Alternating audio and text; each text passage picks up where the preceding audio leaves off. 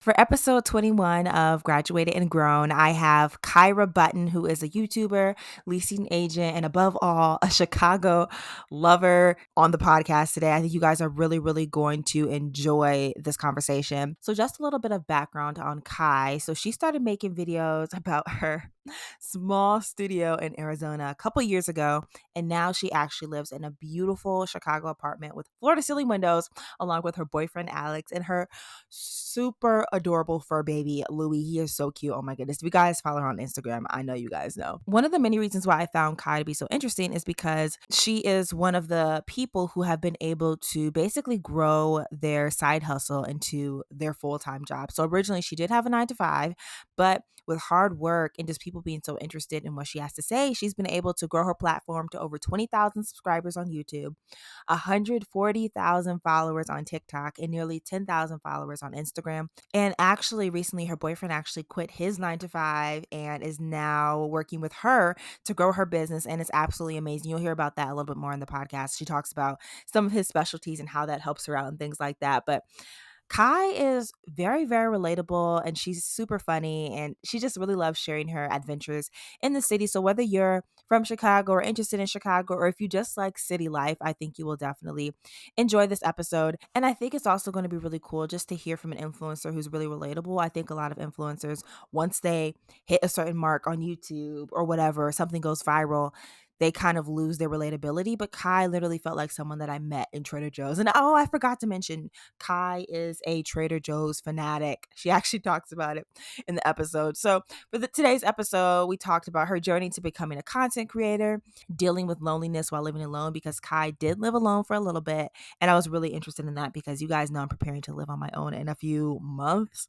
We talked about apartment hunting tips, the 411 when it comes to working with leasing agents, and so much more. So if you're interested in this episode, be sure to keep watching. Again, you can listen to this podcast on all podcast platforms, or if you want to see the video, go over to YouTube and you can see the video there. If you don't already follow us on Instagram, be sure to go over to @graduatedandgrown so you can see more content and maybe even a behind the scenes look into the podcast. But that's all I'm going to talk about for this intro today. Enjoy the episode. Leave a review if you're listening on Apple Podcasts, and I will check in with y'all after the episode. Peace.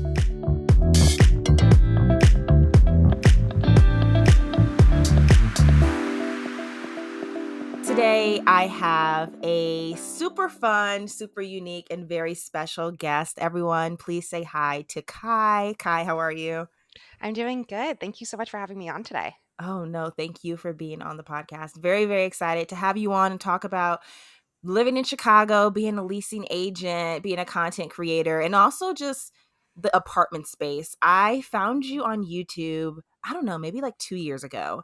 And I think it was either your last apartment or the one before that, maybe the one before that. And I was like, oh, I love this space. I really would like it. I wanted to move to Chicago. So it was like, okay, this could be possible inspiration. But before we get into that, I have a couple icebreakers and then I want you to tell us about yourself. So, Kai, what is the best part of adulting?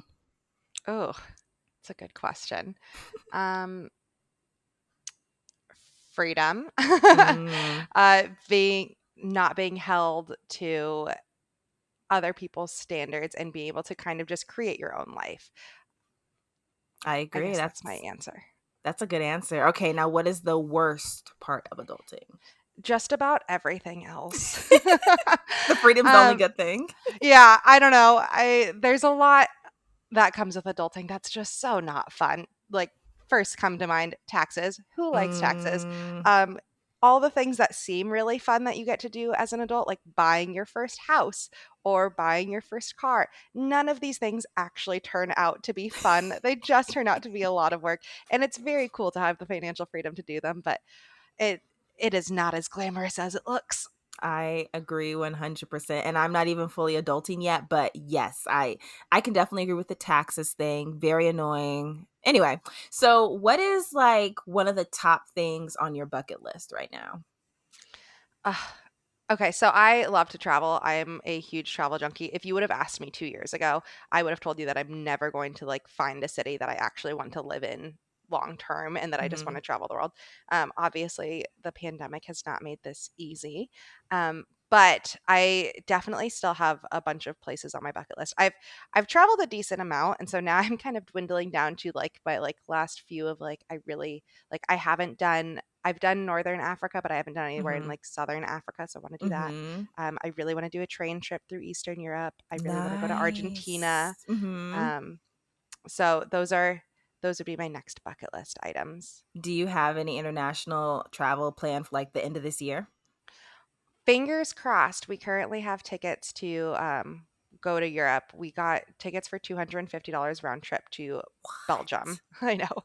And so our plan is to fly in and then hop straight over to Budapest, but we'll see how things pan out. But fingers crossed, we're still able to do that. Yes, wow, that'll be awesome. Okay, and then last icebreaker, what is your favorite item in your apartment right now, and why? Oh, well, this one's a little cheesy, I guess, but it'd be my dog. Of all Oh. my things, if there was one thing I had to take out of here, it'd be my dog, which is kind of bad because my boyfriend's sleeping in the next room. But yep, sorry, it would be Louie. How long have you had your dog? 4 years now. He just turned five Wow. or this month. Wow, beautiful, beautiful, beautiful. Okay, Kai, well, thank you for answering those fun little questions. And I know a little bit about you because I've been following you for a while, but some of the listeners may not know much about you. So, can you tell us a little bit about yourself? Who are you? Yeah, so my name is Kyra. Number one, I think it's so funny that people call me Kai now because growing up, it was literally just my family who called me Kai, like in Mhm. like my like very close immediate family. And once I started dating my boyfriend, he started calling me Kai because all my family did. And now it's kind of trickled into the social media world. And so like none of my like friends from like life before social media ever call me Kai, but like all of these people who found me on social media do. So I think that's so funny. But my name is Kyra. I grew up in Northern California, lived in Arizona for college, and then stayed a couple years after. And then essentially threw an absolute brat fit on the couch and told my boyfriend, I don't want to be in Arizona anymore and I want to move. Mm. And he walked into work the next day and inquired about an opportunity for him to be in Chicago. And they said, Yep, you want to move in 3 weeks? And we're like, Oh, all right, I guess we're doing it. Wow. So um, we have been in Chicago for 2.5 years now. And when I was in Arizona, I like once I graduated college and I got my first full time job, which was actually at the Make a Wish Foundation, Oh. I suddenly had all of this free time. And I feel like most people, um, when you're going through college and everything, even when you're not in class, there's always that overhanging, like, oh, I should be writing this essay. Oh, I should be studying for this test. Like, there's always things to do. And I had a 9 to 5, and I would clock out at 5 and be like, I have nothing to do. I've never had nothing to do. And it kind of drove me crazy. And so I decided to start doing a YouTube channel. I feel like I'm going through my life story too much. So if you No, want to cut you're me off. good. Keep going. um, and so I had moved into my first studio after college by myself, uh, and went to YouTube, as most millennials do, to try and figure out how does one live in a studio apartment. And all I could find was like family of 5 lives in 200 square feet. And I was like, Wow. cool. Not quite what I'm looking for. I'm just a normal girl trying to be in 400 square feet. Like, how do I make this work? And so I decided with all this free time, I'm going to start up my own YouTube channel. And it was totally a hobby, just did it for fun. I think I had 40 subscribers for like the first year and a half. But I loved it. I've always loved creating, I've always loved doing video. And it was just a really, really fun creative outlet for me. So when we moved to Chicago, I had to quit Make a Wish because they weren't doing remote positions, which is very Mhm. ironic because the entire company's remote now. But Wow. I I decided if I can't keep my current job, I am going to really jump into this and give YouTube the good old college try and Mhm. hustle. And so I moved to Chicago and I would wake up in the morning, I would teach English to kids in China through webcam, and then I would work on YouTube from like 8 to noon, and then I'd go walk dogs from like noon to 3, and then I'd come back, and I from 3 to 6 I was working on YouTube again, and I did this every single day until finally I was Wow. able to like wean myself away from the crazy side hustles and go fully into YouTube. And so when did you go fully into YouTube? Um w- when the pandemic hit, I guess, and probably partially because people weren't leaving, so I had no dogs to walk anymore. Mhm. Um but that was also when I really took the time to jump into the opportunity of being a leasing agent. And so I guess there Mhm. was a very small window where I only did YouTube and didn't have these side hustles and still wasn't a leasing agent because I was getting my Mhm. license, but really it kind of all meshed together. But when I had my YouTube channel and all of my videos in Chicago were about my studio, which I think is probably the first apartment you saw here. Yeah. And it was my boyfriend, myself, and my dog living in this studio in downtown Chicago, and we loved it. And so I was constantly getting people who were like, I'm moving to Chicago from across the country as well. Where should I live? What neighborhoods should I be in? What buildings do you recommend? And I started to realize, wait, people in Chicago get paid to help people find apartments. And it's Yeah. kind of the best of both worlds because as a leasing agent, I'm not tied to specific buildings. I can work at any buildings. And so really, I get to pull whatever I think is the best options for someone in all of Chicago, send them to them, take them on tours, and then I don't have to sell them on a building because if they hate one of them, awesome. That's totally fine by me. Let's find the one that works for you. And then I get paid for bringing them to that building, and the client doesn't have to pay me anything. It's 100% free. So it really is Yeah. like technically sales, but like the least salesy side of sales. Yeah. Okay, so let's get into like the leasing agent conversation. So, how did you get into the leasing agent space? Like, did you like how like explain to me, how did you see a video? Did someone reach out to you? Was this something that was always on the back of your mind since you were like 12? No, I had no idea this was a thing. And to be completely transparent, I don't think that this is a thing in all cities. I Okay. know it's a thing in Chicago. I know in New York, you do pay leasing agents to work with them. So it's Mhm. definitely different wherever you go. But here in Chicago, uh, it's just the best setup in my opinion. So when we moved to Chicago, we had conversations with leasing agents, but I ended up finding us our first place completely on my own. But I knew that it was a job. I just didn't really exactly know how it worked. And when I started it, I was super, super obsessed with the current building I was living in. And so I had wanted to get my leasing license so that way I could only work for them. And I was going to be their on site leasing agent because so many people came to me and were like, I want your apartment basically. And I was like, cool, Mm. I can give you an apartment in this building. And that was kind of my goal. But by luck, I suppose, they weren't hiring when I was Mm. getting my license. And they had said they don't hire people who are brand new in the leasing space. They only hire Interesting. on people who have had experience, which is fair.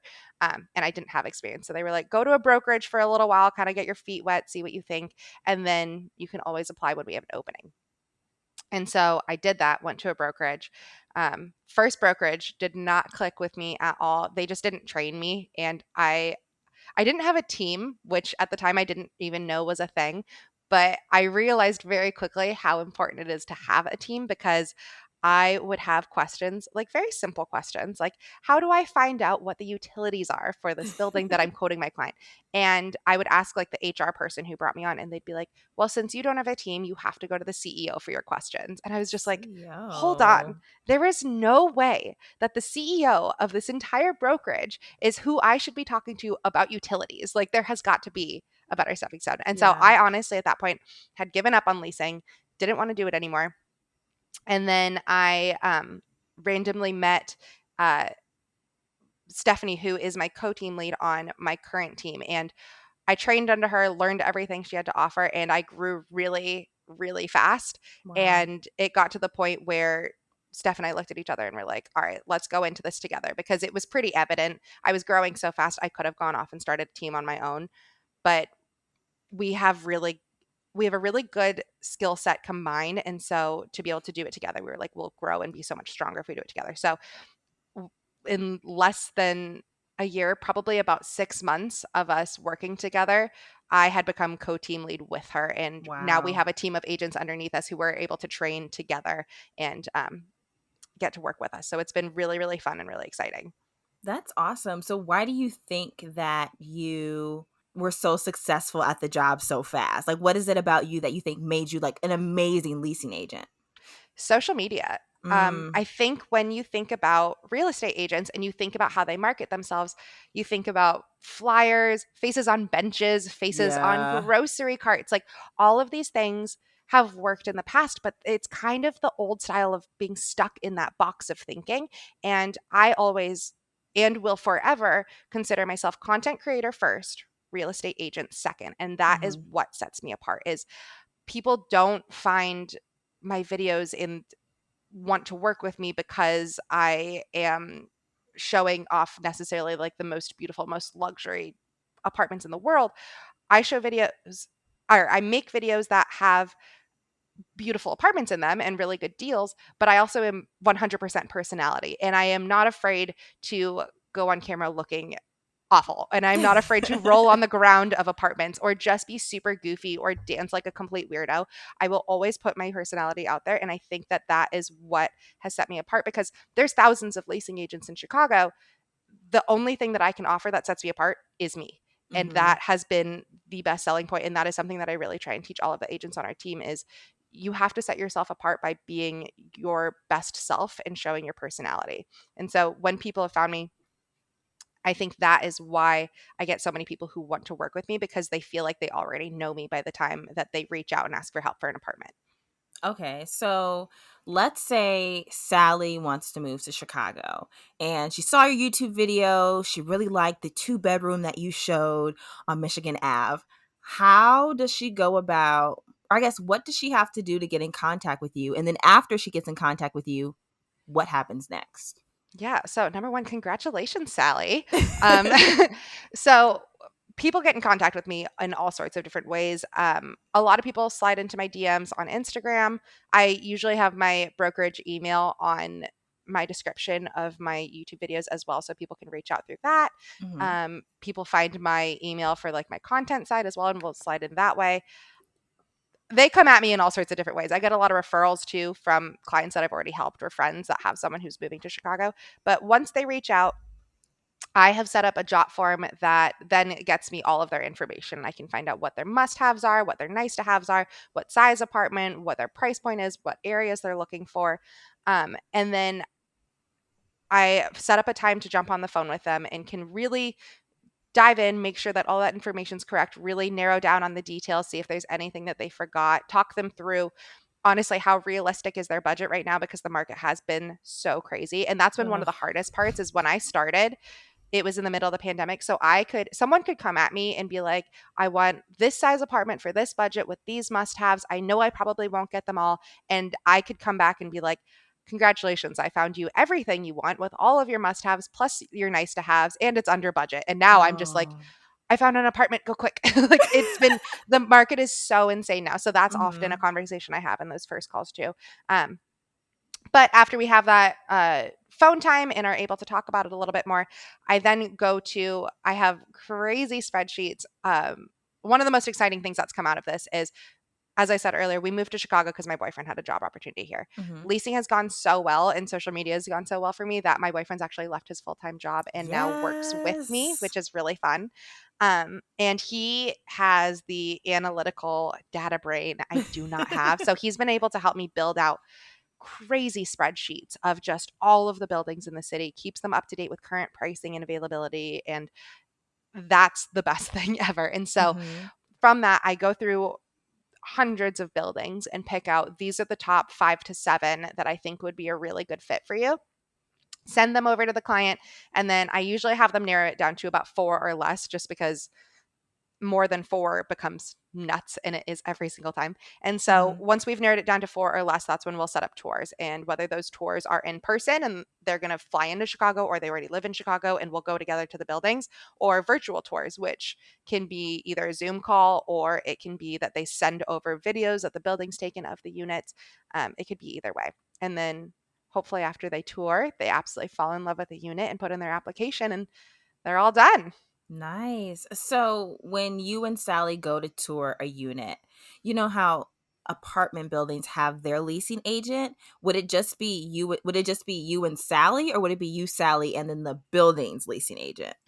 It depends. Every single building is different because they're Okay. all their own individual companies. I would say probably about 80% of the time, there is an on site leasing agent with us, Okay. which is really great because they will have readily available all of that pricing and availability and will be able to answer questions. They just know everything. And then in those situations, I really get to go along and just be Sally's best friend because at the end of the day, I don't care if Sally likes this particular building we're going and touring for. I care that Sally finds what is Sally's perfect fit.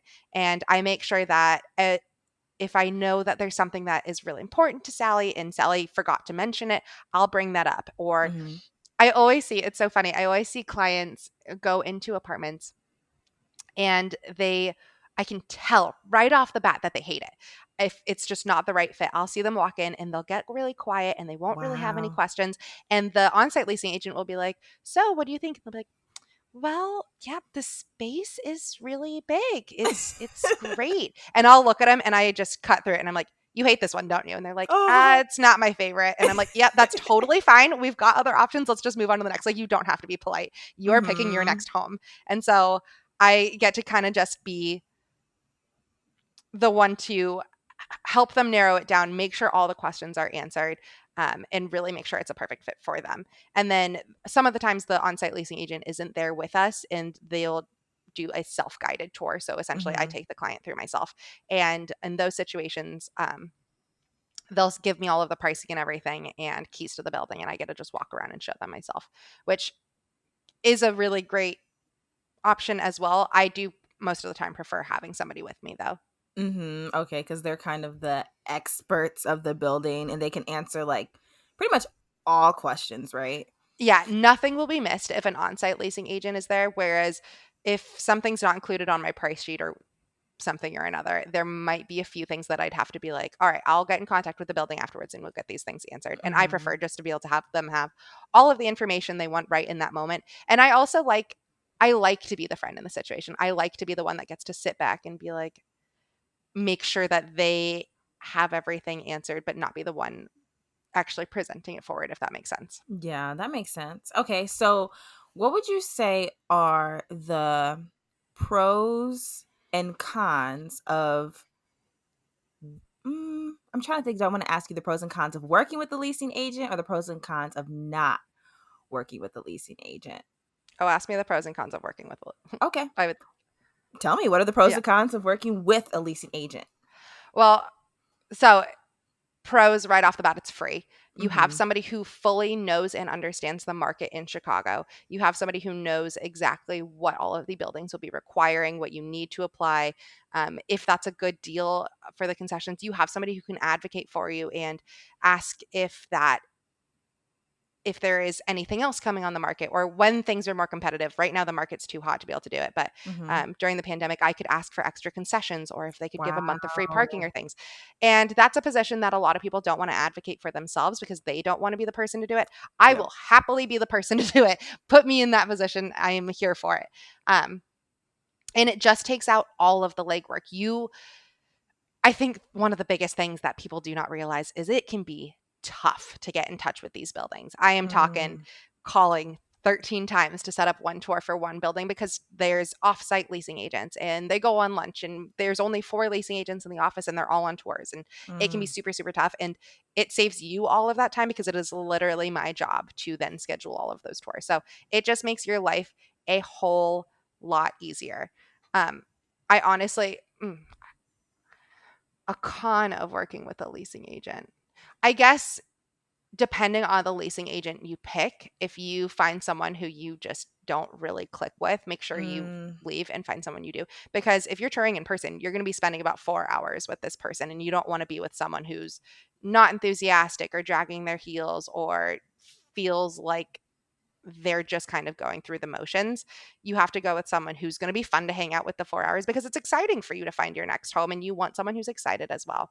Mhm. And I think I'm really, really lucky in that sense because I truly love looking at apartments. Like I would go on tours by myself without a client if I could, just because I think Mhm. it's so fun to see It different is. options. They're so pretty.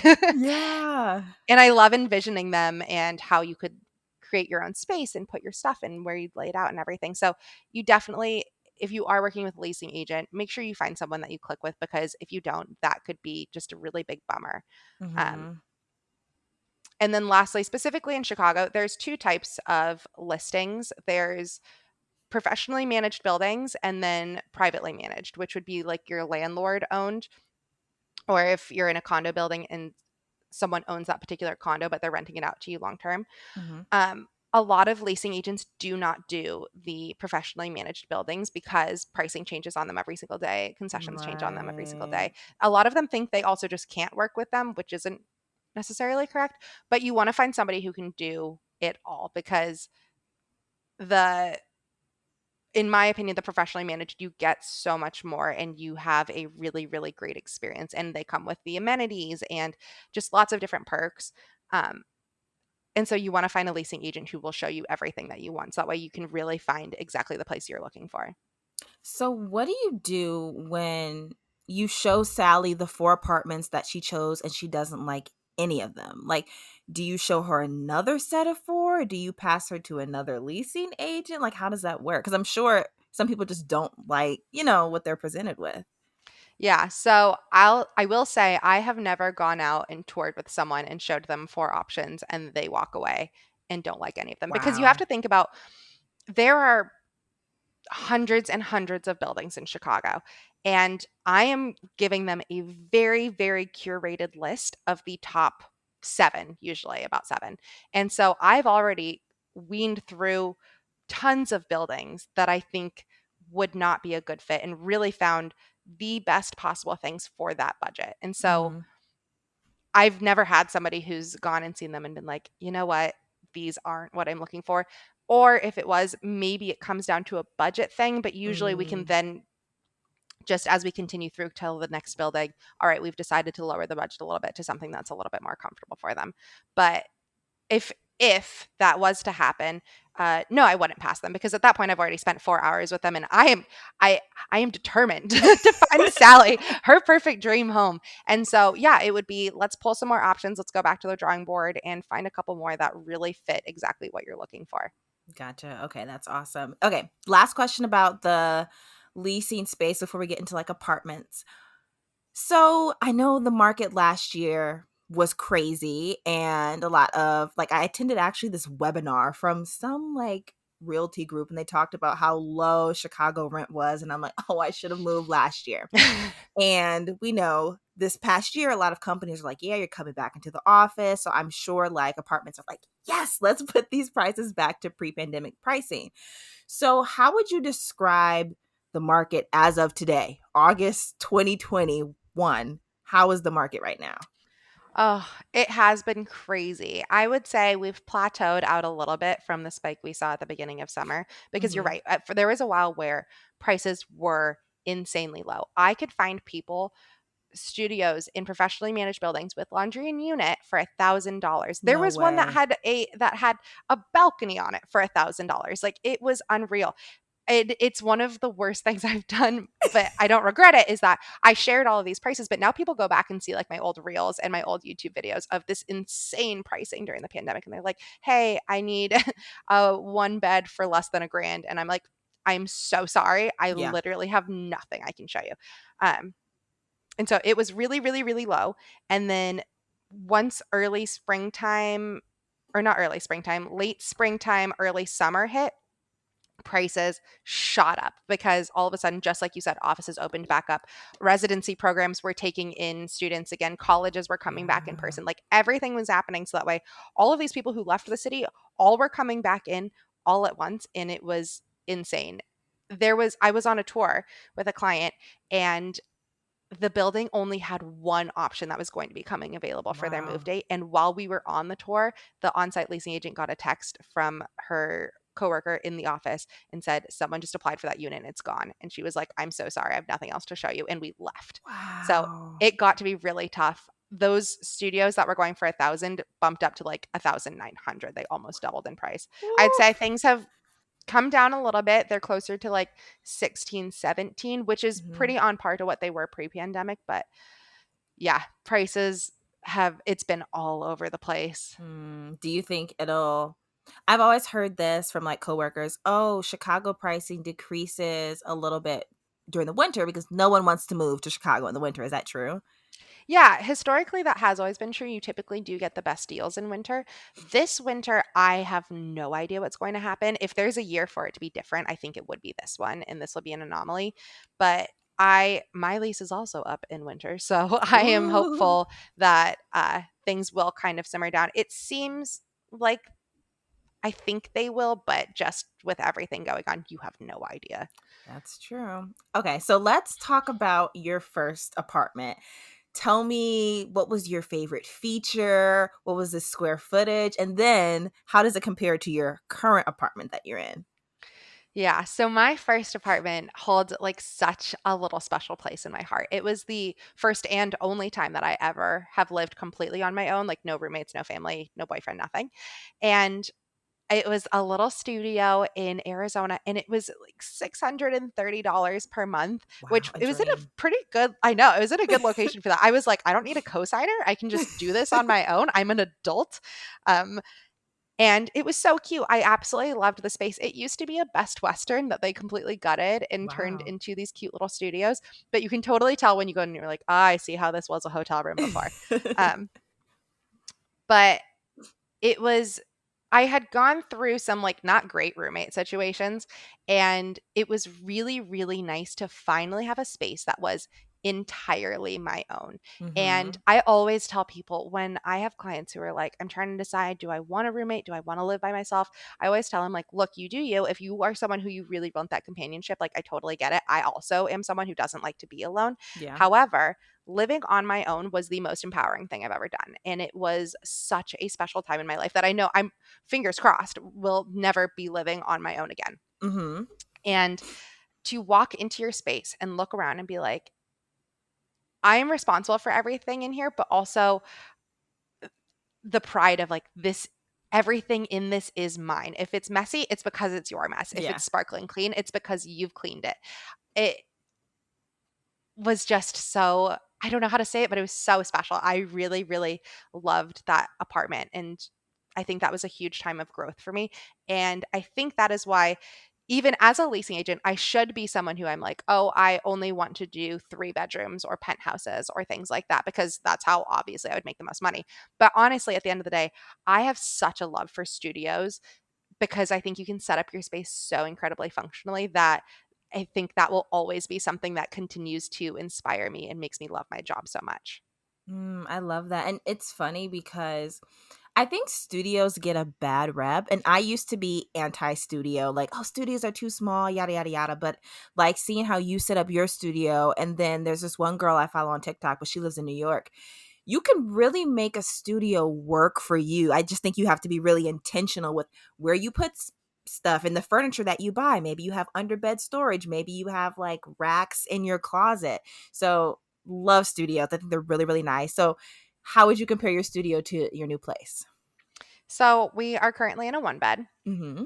and this is probably the biggest apartment we've had. I would guess they didn't tell me the square footage, but my guess would be it would be like high 600s, like Mm-hmm. 680 or something. Um, maybe. It might be smaller than that. But, uh, honestly, I love our current apartment. I have no complaints about it. It is really nice to have the separation because right now my boyfriend is sleeping in the bedroom and I'm in the living room and we aren't disturbing each other.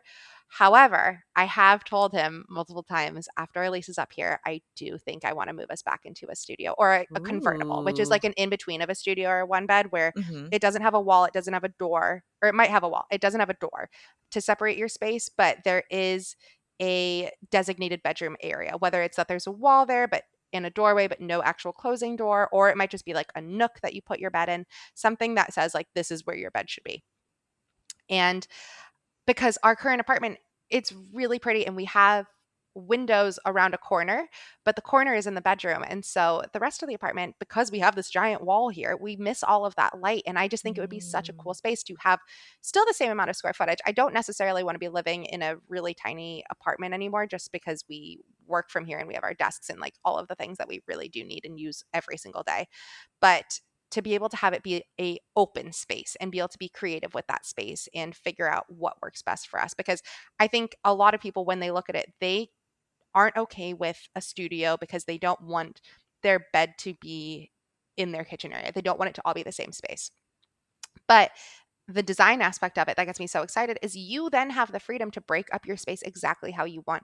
And Yeah. I know a lot of people do like partition walls or things. I honestly don't even think that's necessary. Putting down a rug underneath your bed so that way you visually have a line to follow of this is your bedroom area. And Mhm. then like having your couch be somewhere else versus that. So that way you have like a designated like living room area or however you break it up. I think it's really easy to break apart your space in one open room to make it feel like you still have the different areas that you would get in a one bedroom. Mhm. Nice. Wow. Okay. So how does your boyfriend like living in like small spaces? Is he like for it? Is he okay with it? Does he wish you guys had like a 1,800 square foot studio or one bedroom? No, he's number one, the kid's amazing and just rolls with all the punches I throw at him. I mean, I cry on the couch and say I want to move and he goes into the office and we move. Like I Oh. he's a trooper. So, but no, I think I've had a pretty strong influence on him of just loving small spaces because of the functionality. That's it. Is like I don't want to give up the necessities we need in a house to live in a small space. I don't want to be somewhere where I'm like, this really is too cramped and we don't have space for a desk because that truly Mhm. would not work for us. But if you can have a space that's just the amount of space you need and have everything set up so that way it's super functional and works exactly for you, then I think we're both on the same page of we don't want more space than that. Like a lot of friends or family have said like, "Oh, do you think one day when you guys decide to have kids, you'll move to the suburbs?" And we both are like, "No, I don't think we ever would." Mhm. Number one, we love the urban lifestyle and walking everywhere and taking the trains and whatnot.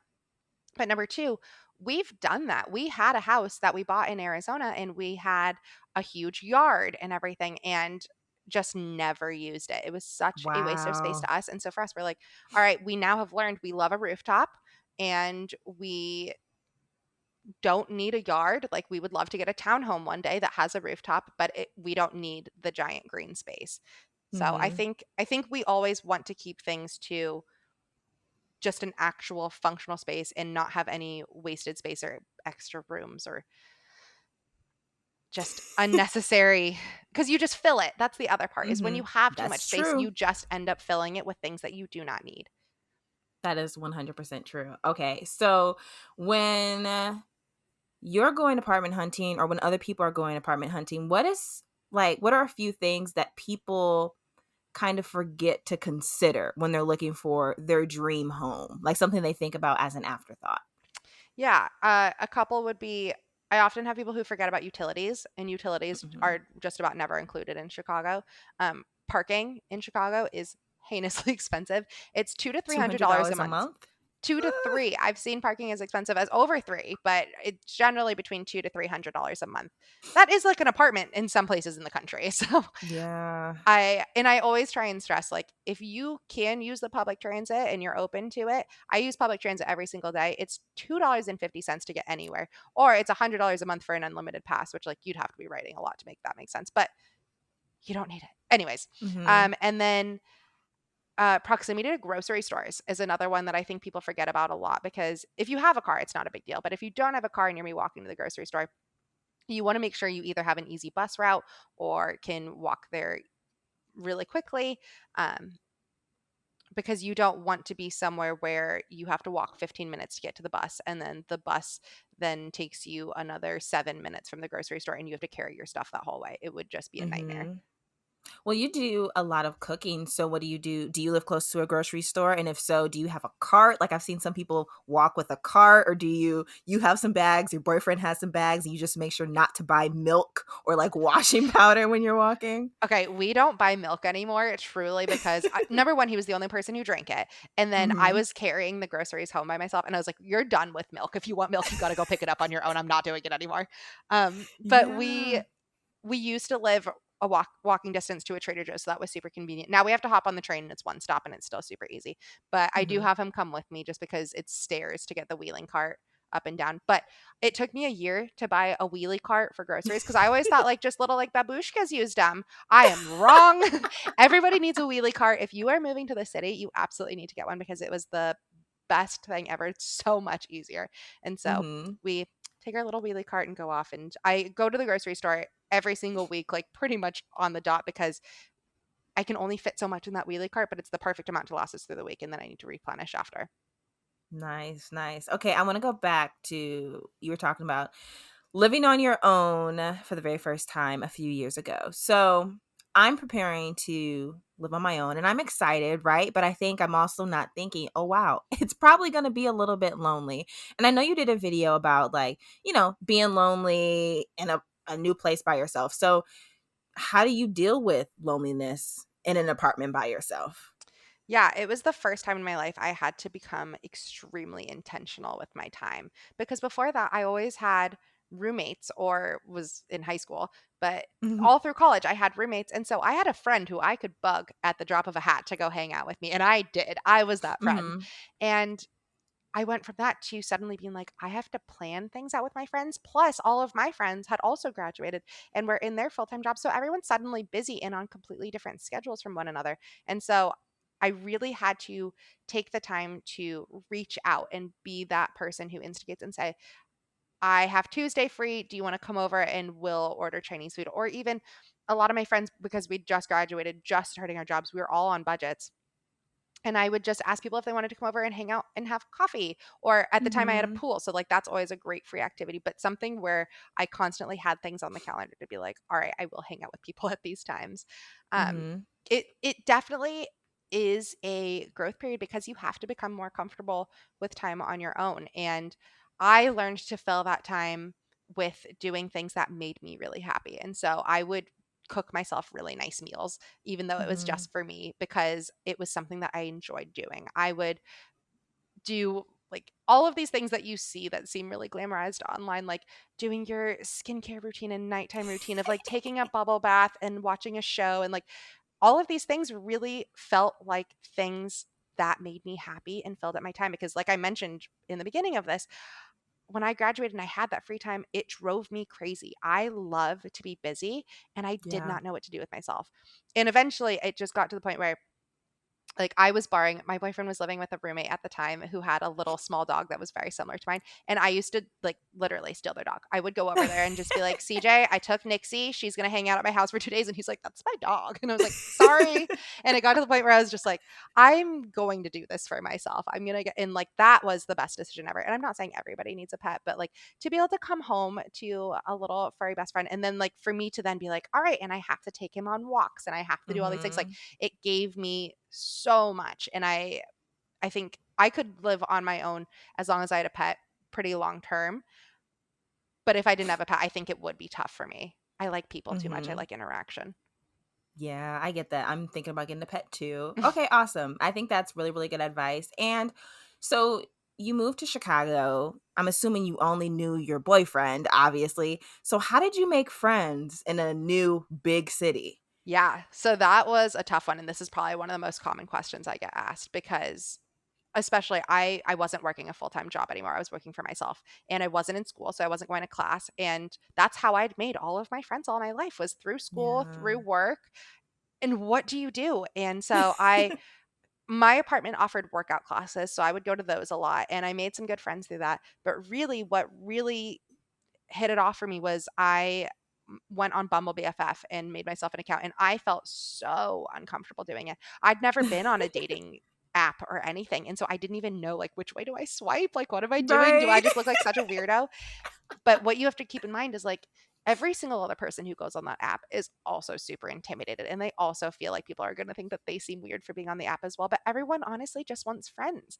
And Hmm. I probably went on like 8 friend dates maybe, and 3 of the girls who I met through that are still 3 girls that I'm very, very close to this day.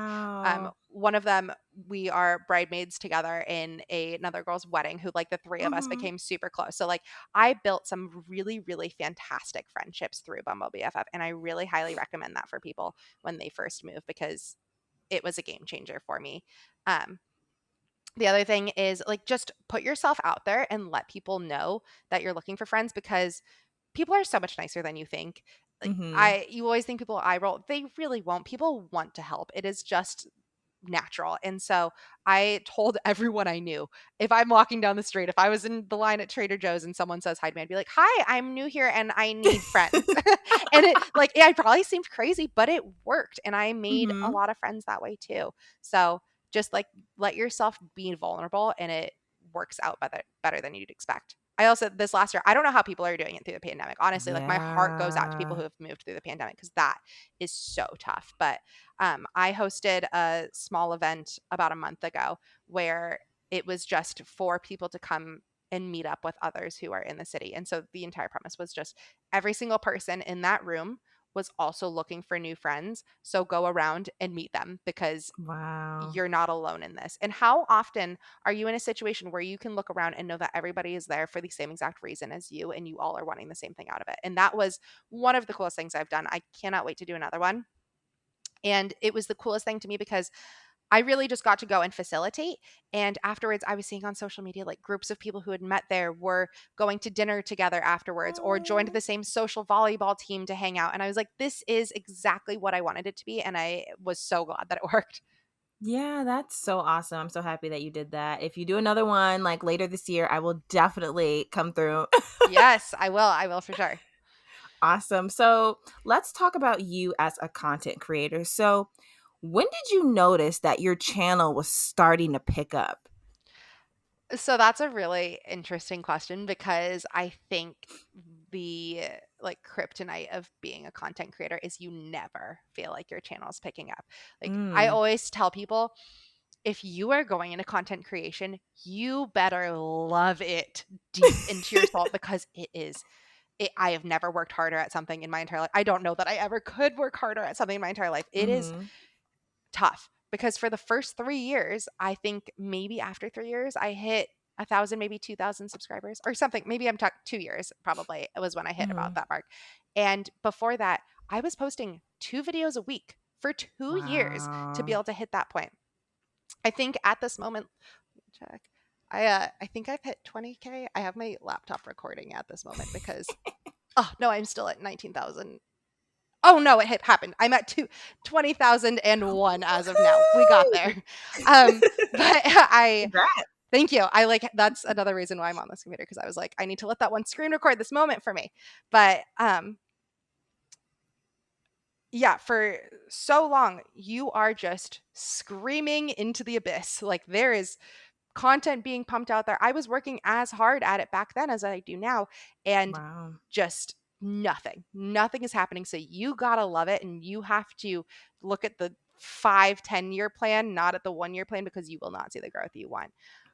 And Mhm. I think even now things have picked up. I'm at 20K. Things are going really well. But even still, you're always looking ahead. You're always looking at that next benchmark. And so, even though my growth is significantly more than it was in my first year, you never feel like you've made it. You'll never feel like you've done enough and you're at a place that you're happy. And I think it's a pro and it's a con. I love that it pushes me. I love that I always have something to achieve next and to be able to grow more. And there's no ceiling. Like that's the other thing is like when I was at my 9 to 5, I could not have gotten another promotion to make more money. Here, I just the world is my oyster. Yeah. And but the counterpart of that is it has made me an absolute workaholic because I always am just going to want to be able to do more. Yeah, I could totally see that. So, what would you say are the biggest challenges that you face right now as a content creator? Definitely I was going to say work life balance, but really there's no such thing for me anymore. It's just being able to be okay with not being able to do everything all at once, I suppose. Mm, I've hired on, besides my boyfriend Alex working with me, we now have two other employees who help us as well. wow. One on the real estate side and one on the content creation side. And even with that, I still look at everything and I'm like, but there's so much more I want to be able to do. Mhm. And I just don't have the bandwidth. And I will get really in my head and one day I'll sit here and I'll tell you I'm doing really great. And the next I'll be like, I'm failing at everything. Nothing is Oh. going well. And it's just, I need to mentally get over that and be comfortable. Um, and know that I can only do as good as I can do today. And tomorrow I can only do as good as I can do tomorrow. But I am not going to be able to do everything I want to do every single day. Wow. I could see that. But what would you say is the best part of being a content creator? Oh my gosh. As hard as it is, and I as many hours as I spend working and doing this, I could not imagine doing anything else. I Mm. absolutely love what I do. And to be able to have the lifestyle flexibility that we have now, I think a lot of people are like, oh, you're not working a 9 to 5, so like you get to pick your hours. It's kind of like that, but really it's more so that I work all of the hours. And like I just I will be up at 7 a.m. working, and I might be working at 11 p.m. that day. But the next day, I could just work 3 hours in the morning. And then maybe the next 5 hours are me going out and filming a video of me trying different restaurants in the city. Like I get to create my life and what I'm doing. And it is so much fun. And to be able to have become so successful that Alex gets to do it with me now is just the best. We are no longer tied to PTO or asking for time off. Like Mm. we just went to California for 8 days to go see my family, and we worked the entire time we were there, but we didn't have to get any clearance to go. We can just go and spend that time how we want to. And I now that I've done it and had a taste of that freedom, I could never see myself going back to a 9 to 5 job. Yeah, wow. I love that for you. That sounds absolutely amazing. Do you ever find it difficult to balance being a content creator, but also being like the co-lead for your team at the brokerage firm? Is it Yeah, and it's hard? definitely something that I'm still learning. I don't think there will ever be a point where I'm not learning, I suppose. But Hmm. um yeah, the one thing that I do have going for me, which is really nice, is the two go hand in hand so much. All of the leads Yeah. and the clients that I get are because of my social media. And so they go back and forth, and everything is really deeply intertwined. There are days where I will focus 100% on the real estate. And then at the end of the day, I'm like, oof, tomorrow morning, I really got to wake up and focus on the content side and post Hmm. whatever I needed to post or reply to whatever emails I needed to reply to. And so it's an ebb and flow there. I think as I continue and am able to delegate and get more people to help me with the things that I just really, at the end of the day, don't need to be the one doing, Hmm. that should be able to balance itself out more. But I think it'll always be a learning process as new responsibilities come on and off my plate. Nice. Okay. And I know you said as a content creator, shouldn't be thinking about the 5 and 10 year plan because, things change and you don't want to. No, you said, yeah, you You said got to don't look look at the at the, five. you have to look at the 5 or 10 year plan, because if you look at the next Yes. 6 months or the next year, you are not going to get to wherever you want to be. Right. So in 5 years, where would you want to see yourself specifically as a content creator? Like, what would you want your content to be? I'm not going to ask like how many subscribers or followers you would like, but like, what do you want your content to consist of 5 years from now? Yeah. I It's already been an interesting shift in the last couple of years, because when I started, if you go back and look at my old YouTube videos, everything is extremely niched. It was just Hmm. only small space living videos. And for anyone who wants to go into content creating, I highly, highly, highly recommend that you have a niche, because you need to be able to provide something that people can learn for them to like you and want to follow along. They will not fall in love with your personality right off the bat. You have to provide them Yeah. something. And then over time, they'll fall in love with your personality, and you can sprinkle more of that in that and then change as you go. But if you're not teaching somebody, I don't think there's a single person out there, at least who started in the last couple of years, like forget like the Vine days, because that's an anomaly, but who started in the last couple of years with vlogs right off the bat, who's gotten so popular off of just only posting vlogs. Like you have to have something, whether That's it's true. specific DIY videos or grocery hauls or Target hauls or whatever it is. Um, but it's been really cool to see that shift from being so niched into being able to have my personality in there. I think as I continue to grow, it will be very Chicago centric. I think that will always be a base of my content is Chicago and homes in Chicago. Hmm. But I think it will continue to further into that lifestyle style, where it's not only I'm providing insight on like one specific topic, but just my overall life, which has been it's been really fun to see it dabble into it thus far. It'll be cool to see how it continues to go.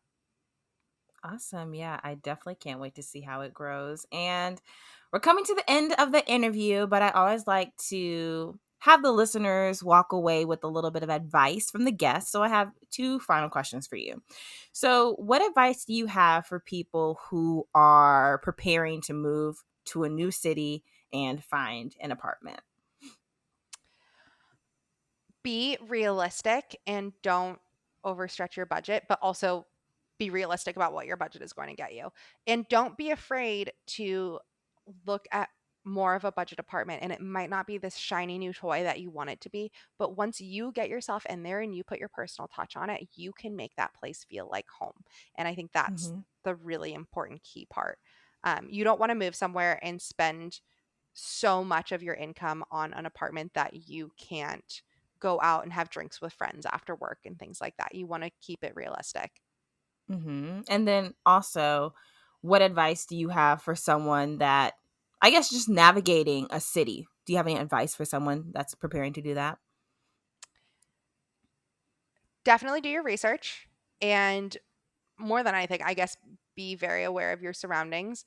Chicago's not nearly as scary as the media makes it seem, in my opinion, but you do always want to be very aware of your surroundings. Get the various transit apps, and so you know where you're going, but explore your city. No matter where you are, take the time to explore it, because I think it's really easy to move to a new city and get stuck in your neighborhood and only see that. Whereas all of these cities, no matter if you're in LA, New York, San Francisco, Chicago, they all have so many neighborhoods and so much to offer. So get out of your neighborhood and go learn your new home, because hmm you might absolutely fall in love with a place that you'd never even heard of. Okay, wait, this is not an advice question, but where would you say is like your favorite part of Chicago? Like, Ugh, where is your heart? I don't have one. My heart is in all of Chicago. That's the hardest part. And as a leasing agent, it's like the worst thing for me, because I will go to all these different parts of the city and I'm like, oh, I could live here too. Oh, I want to live here too. Like, I have a list of like 20 buildings that I actively want to live in. And I'm like, I don't have enough Wow. time. Like, when am I going to live in all these buildings? But I want to do it. Okay. Okay. And final question. What advice do you have for young adults like us, because you are still a young adult, Thank you. just trying to navigate life after college and adulting? Yeah. So don't settle. Don't settle. I think it is really easy to look at this roadmap that people have created of what your life should be after college, and getting your 9 to 5 and working your way up in a company and buying a house and getting married and having babies and going through the whole 9 yards. And I'm not saying there's anything wrong with that, but Mhm. if you are someone who that doesn't speak to and you're not happy in it, do not stay, because there is so much opportunity out there for you to be able to do elsewhere. And try it. Like, take the risk, jump into it. Definitely, like, build up your savings so you're not going to absolutely ruin yourself in the process. But if you work hard and if you have a dream and you want to make it happen, you can. You just have to work your butt off to get there. So don't Mhm. settle, take the risk, and work hard. Like, work harder than you've ever worked, because if you work hard for, it might just take a year, it might take 2 years, it might take 5 years, but if you do it and you're able to accomplish your dream and you're able to live the exact lifestyle you want, those 1 to 5 years are all worth it. Yeah, I love that so much. You are 100% correct. Oh my goodness. Kai, thank you so much for being on the Graduated and Grown podcast with me. If listeners want to connect with you, see more of your journey, see your Chicago adventures, how can they find you on social media? Well, one of the blessings of having a very unique name is that I have the same handle across everything. So it's Caira Button, which is like Cairo, Egypt, but with an A at the end, across Instagram, YouTube. Those are really my two primary platforms. But definitely follow along. I have a lot of fun content, Chicago based, a lot of Trader Joe's stuff. I'm a sucker for them. Um, but thank you so, so much for having me on. This was awesome. And I really, really love this concept of a podcast, because there is so much that comes to learning from when you first graduate that isn't taught in school, and it's just life Yeah. lessons you have to learn, and I think being able to hear them firsthand from other people who've been through it is amazing. I literally had so much fun chatting with Kai and learning more about her journey. And again, if you're interested in like seeing what Kai is all about, seeing the apartments that she like leases out and things like that, be sure to follow her on her social media. I'll have all of that in the episode notes. But again, thank you guys so much for listening. This was a great episode. I realized this, like, this is episode 21. I That really blows my mind. 21 episodes of content all about adulting. Half of the episodes, I think, if not a little bit more, are with guests, and then quite a few are just with me talking about my personal life. But it's been so great. Really enjoyed season 2. it's almost over, but it's been an awesome opportunity just meeting new people and chatting with them, learning about their stories and taking, their experiences and their advice and applying it to my life or sharing it with some of my friends that could be going through some of the same things. So thank you all for listening. If you missed some episodes from season 2, it's not too late to go back and listen. And of course, season 1 had some bangers too. So go and check out season 1. But that's all I have for you guys. I will see you guys next week in a solo episode. I think it's going to be a really, really good episode. But bye. Have a great rest of your week. And remember that your adulting journey doesn't have to look like everyone else's. Don't compare your journey to mine. I'm not going to compare my journey to yours. All right. Bye, guys. Thank you so much for listening to today's episode of the Graduated and Grown podcast. I appreciate you so, so much. If you haven't already, be sure to rate this podcast 5 stars and subscribe to the podcast so you can get a notification every single time a new episode is posted each week. Also, don't forget to follow our Instagram at Graduated and Grown so you can learn a little bit more about our guests, about our topics, get some resources, and provide some feedback and or episode ideas for the podcast. All right, y'all, it was your host, Ariane, and I'll talk with you all next week.